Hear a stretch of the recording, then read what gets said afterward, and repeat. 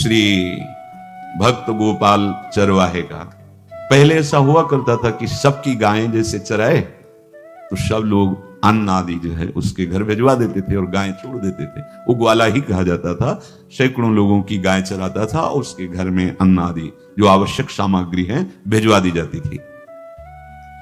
ना तो एक अक्षर वो पढ़ा लिखा था और ना कभी उसने भगवान का नाम या कोई चर्चा सुनी थी। उसके कोई परमार्थ से संबंध ही नहीं था। बस गाय चराते थे, जंगल में रहते थे, पत्नी भोजन पहुंचा देती थी और परिवार चलाने के लिए गांव के लोग दे देते थे अन्न, क्योंकि सबकी गाय चराते थे। ना तो उसको किसी धर्म का ज्ञान था, ना किसी साधना का ज्ञान था।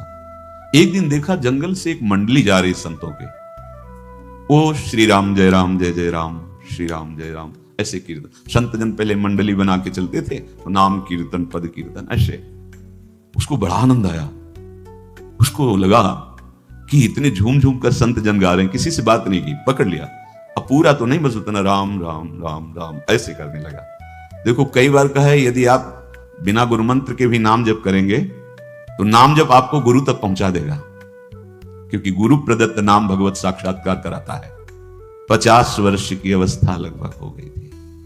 कभी कोई तीर्थ याटन, धर्म कार्य, शास्त्र स्वाध्याय, सत्संग कुछ नहीं। देखो कृपा, विश्वास। अब वो अलौकिक ढंग से नाम में मिठास लगने लगी उसको। तो जोर जोर से कभी कभी नाच पड़ता, चरवाहा है ना, गाता। तो और जो लोग थे उसका उपहास करते, अरे नरक में भी ठौर नहीं मिलेगी, जिंदगी में कुछ पुण्य नहीं किया। ये ऐसे लोग बहुत उपहास करने वाले। ऐसे करने से क्या मिलेगा, नाम से कुछ हो जाएगा। उसने कहा हमने तो कभी सोचा ही नहीं कि कुछ होगा, हम तो ऐसे ही गा रहे। पर ये लोग उपहास कर रहे हैं, क्या गलत है क्या ऐसा गाना? जब तक दृढ़ ज्ञान नहीं होता तब तक माया फिसला सकती है। उसने कहा कि हम किसी लाभ के लिए, बैकुंठ जाने के लिए या कोई लाभ के लिए नहीं जपते, हमें तो अच्छा लगा, वो गा रहे थे संत जन तो हम गाने लगे। क्या सही में आप लोग समझते हैं कि ये गलत है? उनका तुम मूर्ख हो, तुम्हारी क्या समझ में आए? और उपहास करते उसका। उसके मन में एक बात आई, कोई ये प्रमाण दे दे मुझे कि ये जो मैं संतों के मुख से सुना नाम, ये परम सत्य है, ये परम सुखकारी है और इससे क्या वैकुंठ मिल जाएगा? कोई तो मिले मुझे। और जब किसी के हृदय में ऐसी आकांक्षा होती है तो वही मिल जाते हैं जो सबके हृदय की जानते हैं। एक दिन उसने देखा जब लोग दिल्ली की हंसी मजाक कर रहे थे, उसी समय एक लंगोटी पहने हुए, हाथ में कमंडल और दंड धारण किए हुए कोई वीतराग परमहंस दौड़ा, चरणों में गिर गया। महाराज महाराज, बस एक बात आप बता दीजिए, जो हम राम राम कह रहे हैं, ये लोग उपहास करते हैं, क्या इससे हमारा कल्याण हो जाएगा, वैकुंठ मिल जाएगा? तो उन्होंने कहा बेटा ये बहुत मंगल में भगवान का नाम है, पर हमें लगता है कि तुम्हें गुरुदेव की आवश्यकता है। यदि तुम गुरु कृपा पात्र बन जाओ तो इन उपहास करने वालों की बातें तुम्हारे मन में नहीं लगेंगी और निश्चित तुम्हें भगवत साक्षात्कार हो जाएगा। तुम्हें पैर पकड़ लिया और कहा महाराज आप ही गुरु बन जाओ ना हमारे, आप ही हमें मंत्र दे दो। तो उन्होंने कहा हम तो तीर्थ यात्रा में हैं, ऐसा हम नहीं कर सकते, पर यदि तुम भगवान से प्रार्थना करोगे तो तुम्हारे कल्याण के लिए सदगुरु प्राप्त हो जाएगा। इसलिए जैसे कोई पूछते किसको सदगुरु बनाऊं, तुम कहते किसी को नहीं, पहले भगवान को मानो, श्री हरि को, जगत गुरु श्री कृष्ण को, फिर उनसे प्रार्थना करो कि यदि आप आवश्यक समझते हो कि सदगुरु के रूप में आप आकर के हमारा कल्याण करेंगे तो मुझे पहुंचा दो या आप स्वयं आ जाओ। मैं नहीं खोज कर पाऊंगा, मेरी वो दृष्टि नहीं है कि मैं किसी महापुरुष को पहचान सकूं। मैं तुमसे सत्य कहता हूं, सदगुरु की जो शरण में हो गया तो उसके जीवन नौका की डांट सदगुरु अपने हाथ में ले लेते हैं। फिर उसको कोई भय, कोई उपहास, कोई लज्जा नहीं सताती, वो सुख पूर्वक इस दुखद अपार संसार समुद्र से पार हो जाता है। पर बेटा तेरे ऊपर भगवान की बड़ी कृपा है, क्योंकि तू संतों को मानता है। तू मेरी बात पर विश्वास कर ले, अंदर से तू एकांत में रो, तुझे सदगुरु मिल जाएंगे। अब ऐसा कहकर वो अपने राह में चले तीर्थ यात्रा के लिए। अब वो खोजता, एकांत में बैठकर देखता, कभी कभी वो पेड़ पे चढ़ जाता कि कोई संत तो नहीं आ रहे हैं। अब उसके लिए वहां भोजन पहुंच जाता, पाता, गाय देखता, और बस खोज करता कि सदगुरु आ जाए, सदगुरु आ जाए। बहुत समय व्यतीत हुआ पर उसका विश्वास नहीं टूटा कि संत ने कहा था कि तुम भावना करो कि सदगुरु आ जाएंगे। भगवान सदगुरु बन करके आ गए, वही है सदगुरु। देखा सामने से बड़े तेजस्वी महात्मा बड़े तीव्र गति से आ रहे, वो दौड़ा, गुरुदेव गुरुदेव, चरणों में लौट गया। चरणों में जे ही गिरा तो एक बिजली सी दौड़ी उसके हृदय में। अब बात बन गई, गुरु मिल गए, वो खड़े हो गए। देखते ही सात्विक भाव उत्पन्न हो रहा है, आंसू निकलने लगे। देखते ही मन में आया कि जो संत कह रहे थे सदगुरु मिल जाएंगे, यही हमारे सदगुरु हैं। हृदय में उत्साह, आतुर आवाज, प्रभु मुझे भवसागर से पार करने वाला गुरु मंत्र दे दो। ऐसे थोड़ी दीक्षा दी जाती कि गली चलते दी जाए, दूंगा। जा पहले स्नान करके आ, फिर एकांत स्थान में बैठेंगे, फिर तेरे को उपदेश देंगे। बोला महाराज मैं जंगली आदमी हूं, गाय चराता हूं, हमारा घर बार से कोई आना जाना नहीं, यही भोजन आ जाता है। संत ने कहा अच्छा स्नान करो। स्नान करके एक पेड़ के नीचे, भाई मैं तुझे कुछ नियम दूंगा, कुछ शर्त। तो महाराज गंवार आदमी है, ना हम आपका कोई नियम पालन कर पाएंगे, ना कोई व्रत पालन कर पाएंगे, ना कोई साधना कर पाएंगे। आप देख लो हमारी हालत, 50 साल का हूं, पढ़ा लिखा बिल्कुल नहीं, कोई धर्म कर्म नहीं जानता, गाय चराता हूं। मुझसे बहुत बातें नहीं सदेंगी, अगर एक कोई बात बता दो तो प्रण करता हूं जिंदगी में प्राण त्याग सकता हूं, पर एक बात कोई, एक नियम कोई दे दो। हमें बहुत नियम तो नहीं समझ में आएंगे, एक कोई बात बता दो कि ऐसा कर लेना और मंत्र जपना, तो हम प्राण त्याग सकते, पर आपकी आज्ञा उल्लंघन, पर बहुत हम बातें नहीं मान पाएंगे क्योंकि हमारे इतना ज्ञान नहीं है। गोपाल के वचन सुन करके बहुत प्रसन्न हुए संत भगवान। एक नियम तुझे देता हूं, हमारे आराध्य देव श्री कृष्ण हैं, गोविंद हैं, आज से तुम्हारे आराध्य देव गोविंद हुए, हाँ श्री कृष्ण है। बिना उनको पवाए तुम्हें पाना नहीं है, बस यही तुम्हारे लिए नियम है। तुम्हारे पास जो आवे, सूखी रोटी, दूध, छाछ, जो भी, बिना उनको पवाए पाना नहीं है। सीधा सरल आदमी, गुरुदेव प्राण चाहे चले जाएं, बिना उनको पवाए आज के बाद कभी जिह्वा पे कुछ नहीं जाएगा। ऐसा गुरुजन आदेश करते हैं वैष्णव मार्ग के पथिकों को कि जल भी बिना अर्पित किए मत पियो। अगर आप बिना अर्पित किए पीते हैं तो आपकी बुद्धि में इष्ट देव के प्रति ममत्व तो नहीं आ पाएगा, नहीं आ पाएगा। अब तो गोपाल नाच पड़ा कि गुरु मिल गए, गुरु मंत्र मिल गए और इष्ट का पहचान मिल गई। उसी समय घर से भोजन आया, वही कभी चटनी रोटी, ऐसे बैठा एकांत वृक्ष के नीचे, आओ गोविंद भोग पाओ। अब गोपाल विचार में लगा कि आ तो रहे हैं ही नहीं, और गुरुजी ने कहा बिना पवाए पाना नहीं। पूरा दिन व्यतीत हो गया। गुरुजी कह रहे थे घट घट में विराजमान भगवान है, तो कहीं से भी प्रकट हो सकते हैं। तो अंदर मंत्र जपता हो, कहता आओ भगवान पाओ आके, नहीं आए। महाराज हमारे गुरुदेव ने आपका ध्यान जो बताया था वैसे ही आओ, आप पाओ आकर के। रात्रि हो गई, देखा पर वो नहीं आए, तो भोजन उठाया, गाय को पवा दिया। तो बहुत सी गायें थी, भूखा रह गया। दूसरे दिन फिर भोजन आया, एक पत्ता टोरा, जल से छिड़का पत्ते में और भोजन रखा। भगवान को फिर पुकारा, आओ प्रभु। गुरुदेव ने आज्ञा की बिना आपको पवाए हम अपनी जबान में नहीं रख सकते। शाम हो गई, रात्रि हो गई, फिर गौ को दे दिया, नहीं पाया। अब एक तो 50 वर्ष की अवस्था और गौओं के पीछे दौड़ना और भोजन पाना नहीं, शरीर में सामर्थ्य धीरे धीरे कम होने लगी। तीसरा दिन, चौथा दिन, 5वां दिन, 6ठा दिन, 7वां दिन, दीनानाथ प्राण चाहे निकल जाए, हम गुरु की आज्ञा नहीं तोड़ सकते। अगर आप नहीं आएंगे तो भूखों मर जाऊंगा। पर हम ये बात देखो, ये बात चरवाहा है, कोई साधना पूर्व की नहीं। गौ सेवा के प्रताप से उससे संतों में प्रीति हो गई, नाम की कृपा से, गुरु की कृपा से नामी की प्राप्ति की चाह। ऐसे कई दिन व्यतीत होते गए, अस्थि मात्र हो रहे शरीरा। पूछते कि क्या बात है, भोजन तो हम रोज लाते हैं, आप रोज लेते हैं, क्या पाते नहीं? आपका विषय नहीं, शिक्षा मिलती है। अपने गुरु उपदिष्ट साधन को किसी से बताना नहीं चाहिए।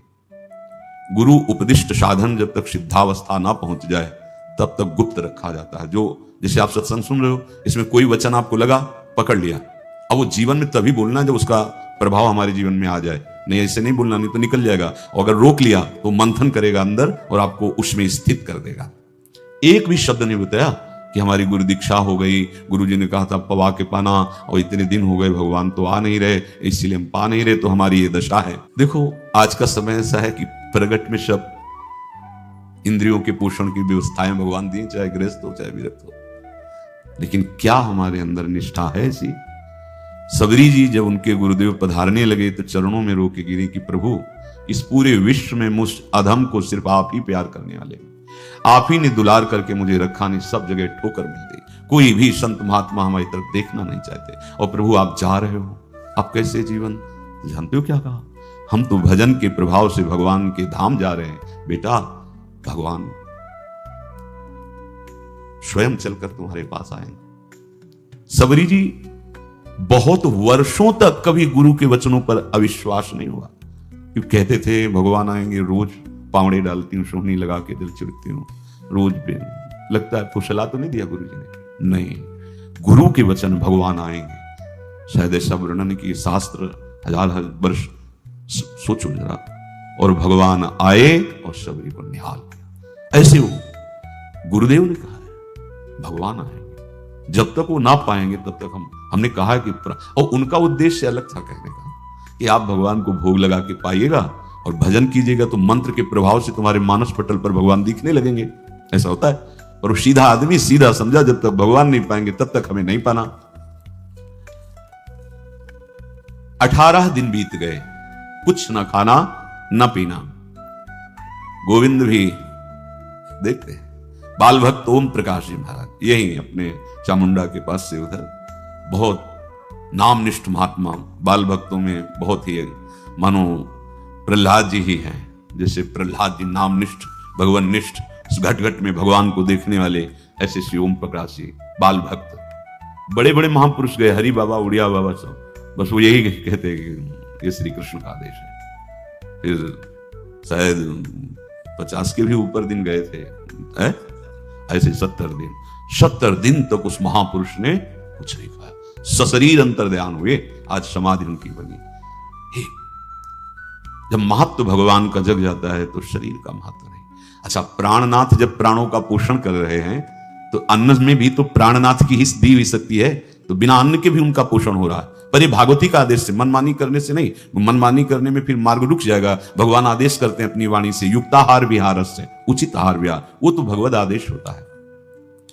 18 दिन बीत गए, 19वें दिन जब भोजन आया पेट की आंतें सब सिकुड़ गई थी। वैसे ही 50 वर्ष के थे, आंखें धस गई थी, उठने की ताकत नहीं। पत्नी ने फिर कहा कि आप कुछ तो बताइए कि क्या आपको कोई रोग हो रहा है? आप भोजन नहीं पा रहे, मैं रुक जाऊं यहीं आपकी सेवा के लिए, या आप घर चलिए? कोई उत्तर नहीं, आप जाइए, हम ठीक हैं। ऐसा फिर धीरे से पत्ता लाए, छिड़का भगवान आओ पाओ आकर के। शाम हो गई, फिर गाय को दे दिया। विचार कर लिया कि अब मरना ही है, मुझे जैसे अधम के पास भगवान तो आएंगे नहीं, वो तो भगवान है, पर मैं अपने गुरु के वचन नहीं तोड़ सकता, मर चाहे जाऊं। 27 दिन व्यतीत हो गए, एक कवल भी अन्न नहीं पाया।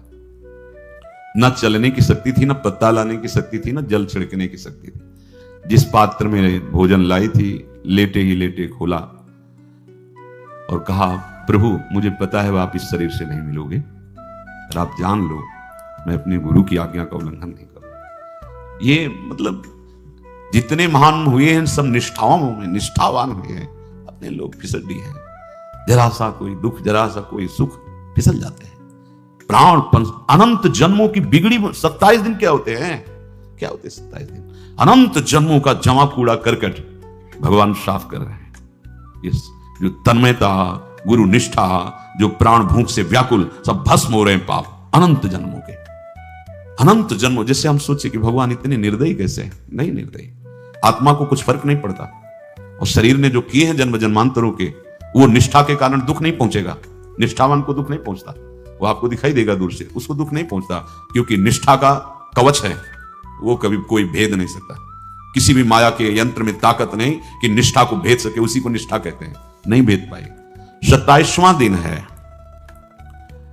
पति की दशा देख करके कहा स्वामी अब तो आप कहोगे भी तो मैं नहीं जाऊंगी, हम आपकी दशा, इशारे से कहा आज भर चली जा, क्योंकि उसको लग रहा था आज प्राण निकल जाएंगे, आज भर चली जा, फिर कल से जैसी तेरी आज चली जा। इशारे से बोलने की भी सामर्थ्य नहीं थी।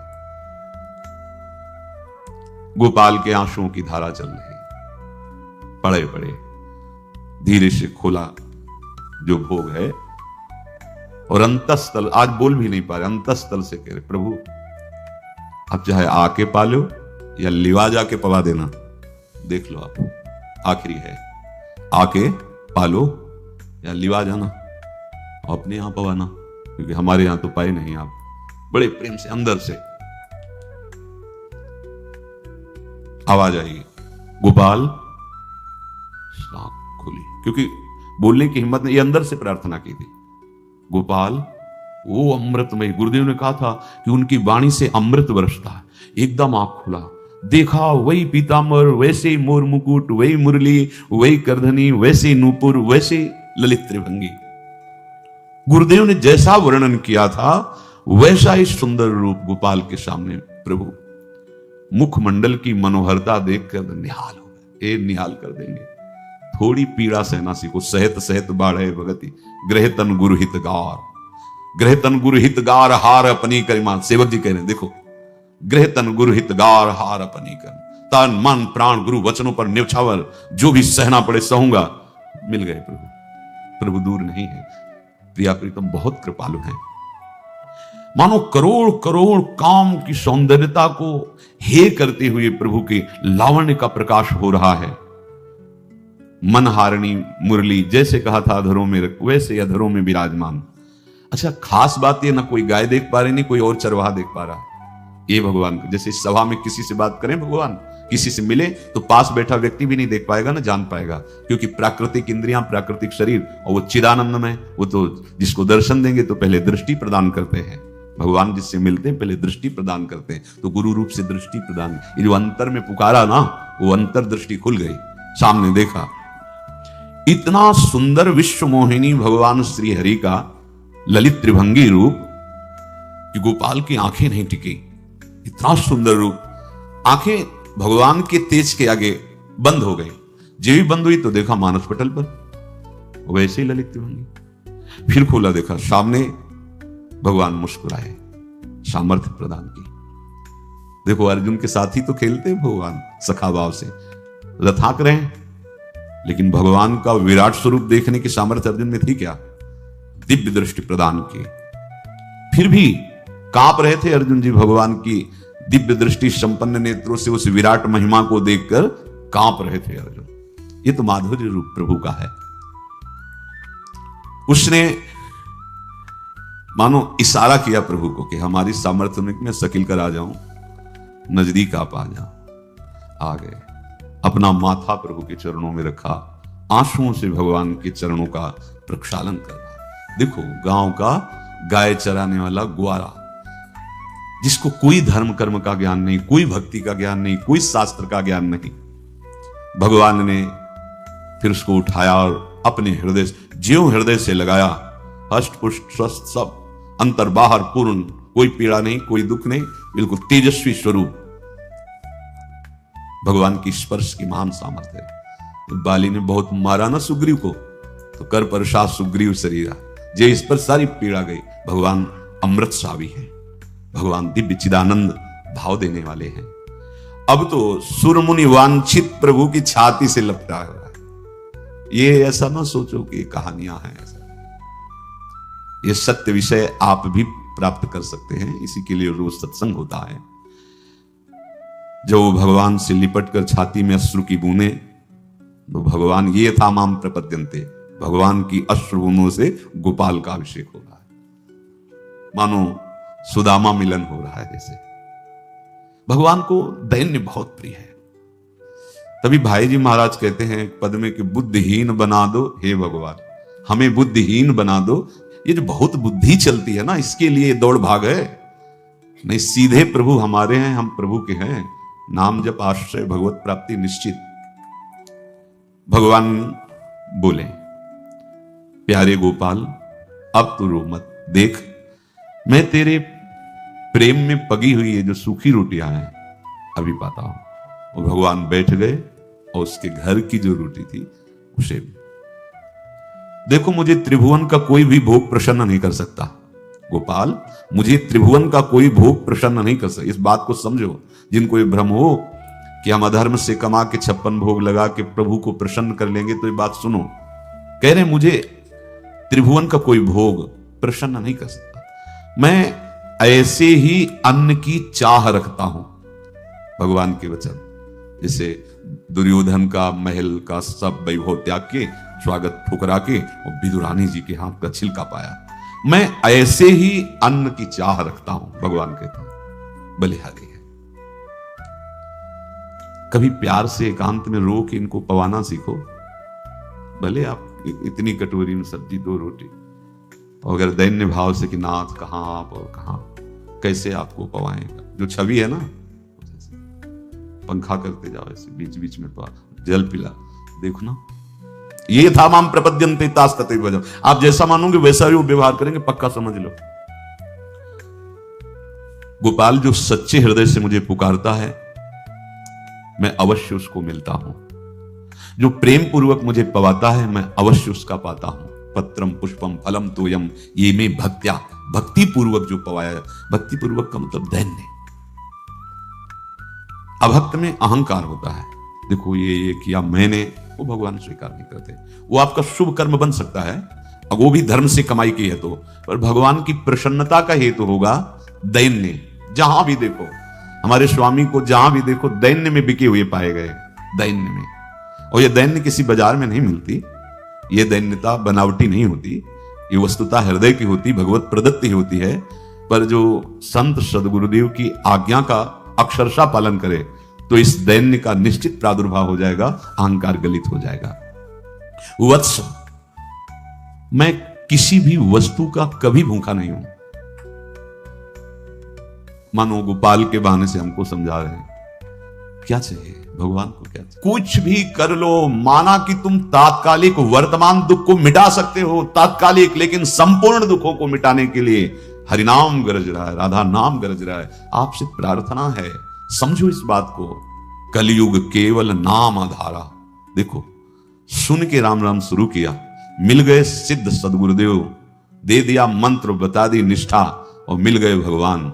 और भगवान कह रहे हैं अब तेरे जीवन में कभी दुख का लेस नहीं रहेगा, तू अब घर जा, अब किसी की गाय चराने की जरूरत नहीं है, कुल परंपरागत तेरे लक्ष्मी बढ़ती रहेगी, तुझे कुछ करने की जरूरत नहीं। देखो बड़े बड़े सोने के पहाड़ किसी सुनार ने बनाए क्या, प्रभु ने तो बनाया है। भगवान हंसते हंसते समझ नहीं पाए और अंतर्धान हो गए।